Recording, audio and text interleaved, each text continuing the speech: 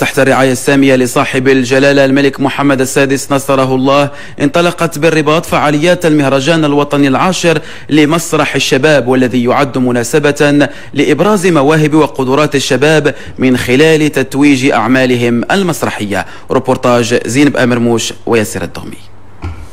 اختاروا التعبير عن ذواتهم فوق الخشبة، حركات، إيماءات وأفكار أبدعها شباب عاشق للمسرح، يكتب، يمثل ويخرج. مسرح الشباب فرصته للتميز.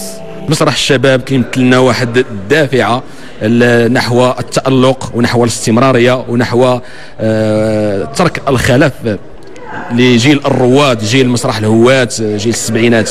مسرح الشباب هو مدرسة تعلمنا فيها أولا احنا كيفاش نبنيو العرض المسرحي، كيفاش نتعرفوا على التجارب ديال المختلف الشباب المغربي.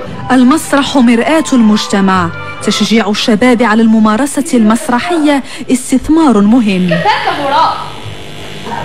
إنه زمن المسرح. المهم عندنا ماشي أن كشبيبة ورياضة نكونوا كنمارسوا أو كنأطروا المسرح أو فنون أخرى، لكن أن يكون هناك خزان يمكن أن يعطي غدا يعني ممثلين كبار كما أعطاهم في الماضي. سيد الفرسان شاب مسرج قاصد بلدان. ورشات تكوينية، سهرات ثقافية وعروض مسرحية من مختلف جهات المملكة ستقدم طيلة أيام المهرجان. المهرجان الوطني العاشر لمسرح الشباب مستمر إلى 12 من هذا الشهر.